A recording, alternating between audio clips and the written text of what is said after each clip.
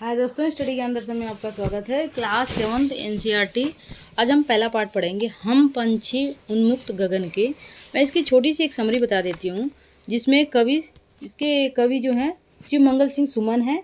और इसके बाद हम पंछी उन्मुक्त गगन के कविता जो है वह लिखी गई है, जिसमें भारत अंग्रेज़ों के अधीन था। इस कविता में कवि ने परतंत्र भारतवासियों की तुलना पिंजरे में बंद पक्षियों से की है।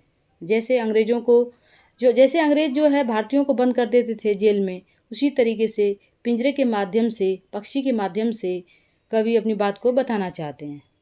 कविता के रूप में प्रस्तुत किया गया है। मानव मात्र स्वतंत्र रहने के अधिकार को लक्षित करते हैं। खुले आकाश में उड़ने वाले हम पक्षी हैं। हमें पिंजरे में बंद होकर गीत नहीं गा सकते। हमें पिंजरे में रहना पसंद नहीं है। हमारे पंख सोने के पिंजरे की जो तरह है वह उससे टकराकर टूट सकते हैं, पिंजरे में टूट सकते हैं। बहती नदी का जल हमें पीना पसंद है। पिंजरे में कैद होकर भूखे प्यासे हम मर जाएंगे। हमें पिंजरे में रहना नहीं है। पिंजरे में रखी सोने की कटोरी में मैदा हमें कड़वी निबोरी ही अधिक प्रिय है। अगर हमें सोने की कटोरी में मैदा भी रख दो तो पक्षी को पसंद नहीं है। पक्षी कड़वी फल, कड़वे चीज़ें खा सकता है, लेकिन उसे स्वतंत्र रहना है। सोने के पिंजरे में कैद रहकर हम उड़ना भूल जाएंगे। अब तो बस हम पेड़ की फुनगी पर झूलना पसंद करते हैं, क्योंकि पक्षी जो है पेड़ों पर रहना अधिक पसंद करते हैं। पक्षी को स्वतंत्रता प्यारी है। पक्षी यही कामना करती है कि हमें केवल यही इच्छा है कि हम नीले आसमान में उन्मुक्त उड़ते और सूर्य की किरण रूपी अपने चोंच के तारे रूपी अनार के दाने वो चुगना चाहती है, खाना चाहती है, और पंख धरती आसमान की उस मिलन रेखा को छूने का प्रयास करती है। हम सीमाहीन क्षितिज को छू लेना चाहते हैं। प्राण त्याग देंगे, लेकिन हमें कैद रहना पसंद नहीं है। हमारा तुमसे केवल यही निवेदन है कि तुम चाहे हमें पेड़ की टहनी का आश्रय न दो, हमारे घोंसले को भी तुम तोड़ डालो, किंतु हमें आज़ादी चाहिए। स्वतंत्र रूप से हमें उड़ना है। किसी भी प्रकार की बाधा मत डालो हमारे जीवन में। हमें उन्मुक्त भाव से उड़ना है। तो इसमें यही बताने की कोशिश की जा रही है कि किस तरीके से हम अपने जो पक्षियों के माध्यम से आज़ादी के लिए जितने भी हमारे हिंदुस्तानी जो कुर्बान हुए हैं, जो जेलों में रहे हैं, इस पक्षी के माध्यम से अपनी बात को शिवमंगल सिंह सुमन कहना चाहते हैं। बहुत ही प्यारा लेसन है। हम पंछी उन्मुक्त गगन के, कि हम पक्षी हैं, हम चिड़िया हैं, हम गगन में उड़ना चाहते हैं, गगन में खुले आकाश में उड़ना चाहते हैं। तो इस पाठ्य पुस्तक के प्रश्न अभ्यास जो पहला प्रश्न है वह इस तरीके से है कविता से, हर तरह की सुख सुविधाएं पाकर भी पक्षी पिंजरे में बंद क्यों नहीं रहना चाहता। उत्तर है, हर प्रकार की सुख सुविधाएं पाकर भी पक्षी पिंजरे में बंद नहीं रहना चाहता, क्योंकि उन्हें वहाँ उड़ने की आज़ादी नहीं है। वे तो खुले आसमान में ऊंची उड़ान भरना चाहते हैं, नदियों के झरनों के बहते हुए पानी पीना पसंद करते हैं, वह पेड़ों की कड़वी निबोरी कड़वे फल खाना चाहती हैं, पेड़ की ऊंची ऊंची डालियों पर बैठकर वह झूलना चाहती हैं, पेड़ों की डालियों पर कूदना चाहती हैं, फुदकना चाहती हैं। अपनी पसंद के अनुसार अलग अलग ऋतुओं में फलों के दाने चुगना और क्षितिज मिलन करना ही पसंद है। यही कारण है कि हर तरह की सुख सुविधाओं को पाकर भी पक्षी पिंजरे में बंद नहीं रहना चाहते हैं। अगर किसी भी इंसान को अगर किसी कमरे में बंद कर दिया जाए तो उसे वो कितना भी अच्छी चीज़ें दी जाए उसे पसंद नहीं रहेगी। उसी तरीके से पक्षी भी हैं। प्रश्न नंबर 2, पक्षी उन्मुक्त रहकर अपनी कौन कौन सी इच्छाएं पूरी करना चाहते हैं। उत्तर है, पक्षी उन्मुक्त रहकर अपनी इन इच्छाओं को पूरा करना चाहते हैं।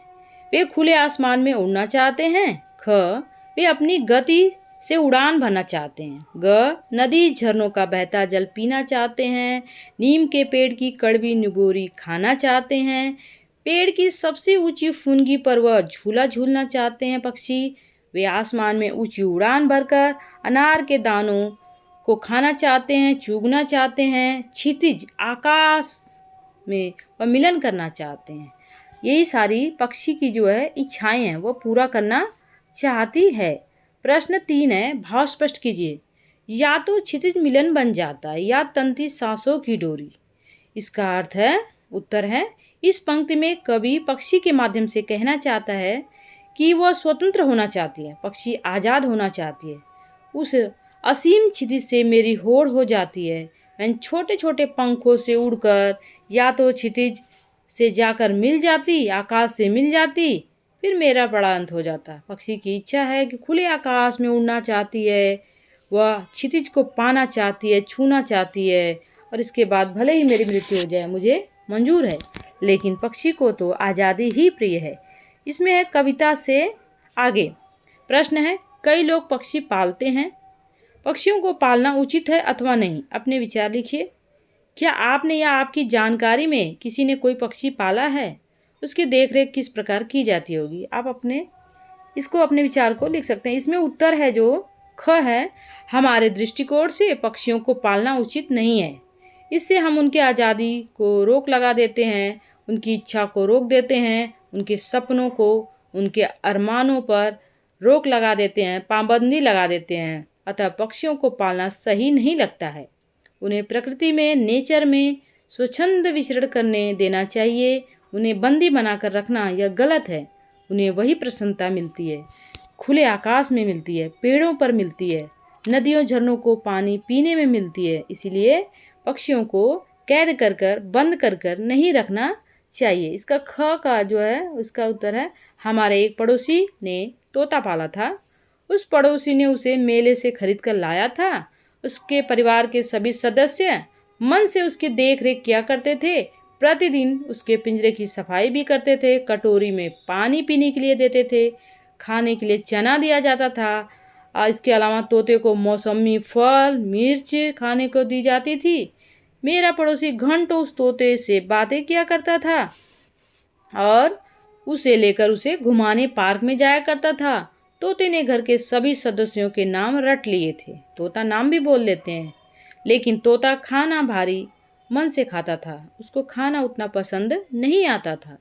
जब मैं पड़ोसी के घर पिंजरे के पास जाता था तो हमारी ओर आशा भरी दृष्टि से देखता था, क्योंकि तोते को, पक्षी को बंद कर कर उसकी कितनी ही प्रिय चीज़ क्यों न हम दे दें, लेकिन वह पक्षी पिंजरे में बंद रहकर उस खाना को रुचि से नहीं खा सकता है। उसे अगर खाना है तो वह आज़ादी भरी जिंदगी में, खुले आकाश में, पेड़ों की डालियों पर वह खाना पसंद करेगा। इसीलिए हमें पक्षियों को बंद करके नहीं पालना चाहिए, उनको आज़ाद छोड़ देना चाहिए। प्रश्न 2, पक्षियों को पिंजरे में बंद करने से केवल उनकी आज़ादी का हनन ही नहीं होता है, अपितु पर्यावरण भी प्रभावित होता है। इस विषय पर 10 पंक्तियों में अपने विचार लिखिए। उत्तर है, इसमें उत्तर है, पक्षियों को पिंजरे में बंद करके उनकी आज़ादी का हनन होता ही है, क्योंकि उनकी प्रकृति है, उड़ना उन्हें पसंद है। पिंजरे में बंद करके हम उन्हें पराधीन, गुलाम बना लेते हैं, जिससे उनकी आज़ादी समाप्त हो जाती है और पर्यावरण भी प्रभावित होता है। पर्यावरण को संतुलन करने में पक्षियों का सहयोग होता है। पक्षी आहार श्रृंखला को नियमित करते हैं, जैसे घास को टिड्डा खाते हैं, टिड्डे को पक्षी खाते हैं, और यदि पक्षी न हो तो टिड्डों की संख्या अत्यधिक हो जाएगी और फसलें नष्ट हो जाएंगी। इसीलिए पक्षी हमारी मदद करते हैं, किसानों की मदद करते हैं। यदि टिड्डे ना हो तो घास इतनी बढ़ जाएगी कि मनुष्य परेशान हो जाएगा। तो हर इंसान की ज़िंदगी में अपना अपना महत्व होता है, अपना अपना कार्य होता है। इसमें भाषा की बात है। भाषा की बात जो है वो व्याकरण से संबंधित है।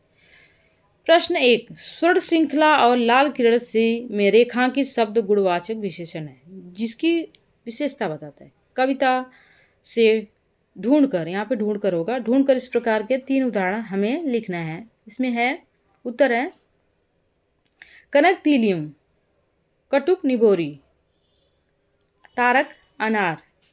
इसका है, इसमें ये कविताओं में दिया है, कनक तीलियां, कटुक निबोरी, तारक अनार।